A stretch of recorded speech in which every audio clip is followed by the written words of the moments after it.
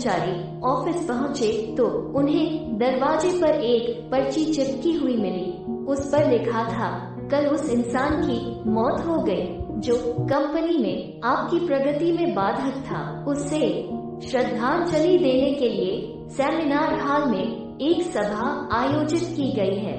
ठीक 11 बजे श्रद्धांजलि सभा में सबका उपस्थित होना अपेक्षित है। अपने एक सहकर्मी की मौत की खबर पढ़कर पहले तो सभी दुखी हुए, लेकिन कुछ देर बाद उन सब में ये जिज्ञासा उत्पन्न होने लगी कि आखिर वह कौन था जो उनकी और कंपनी की प्रगति में बाधक था। 11 बजे सेमिनार हॉल में कर्मचारियों का आना प्रारंभ हो गया। धीरे धीरे वहाँ इतनी भीड़ जमा हो गई कि उसे नियंत्रित करने के लिए सिक्योरिटी गार्ड की व्यवस्था करनी पड़ी। लोगों का आना लगातार जारी था।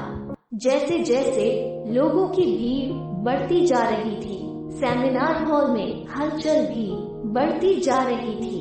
सबके दिमाग में बस यही चल रहा था, आखिर वो कौन था जो कंपनी में मेरी प्रगति पर लगाम लगाने पर तुला हुआ था। चलो, एक तरह से ये अच्छा ही हुआ कि वो मर गया।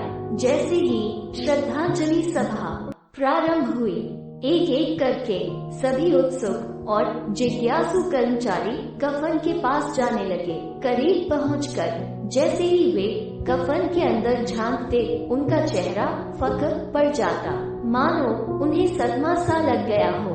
उस कफन के अंदर एक दर्पण रखा हुआ था।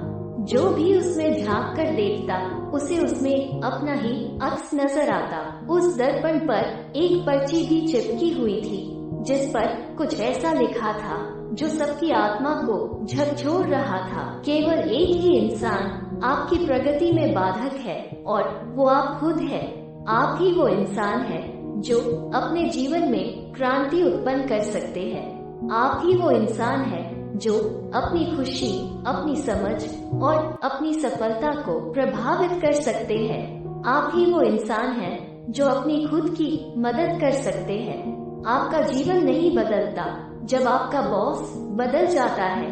आपका जीवन नहीं बदलता जब आपके दोस्त बदल जाते हैं। आपका जीवन नहीं बदलता जब आपके पार्टनर या साथी बदल जाते हैं।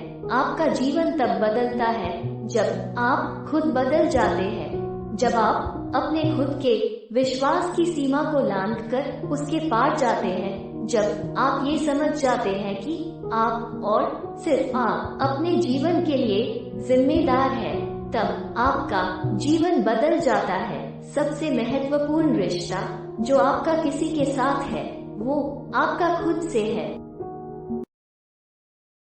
ऐसी ही महत्वपूर्ण कथाओं एवं स्थानों की जानकारी के लिए वीडियो को लाइक, शेयर करने के साथ ही चैनल को सब्सक्राइब जरूर करें।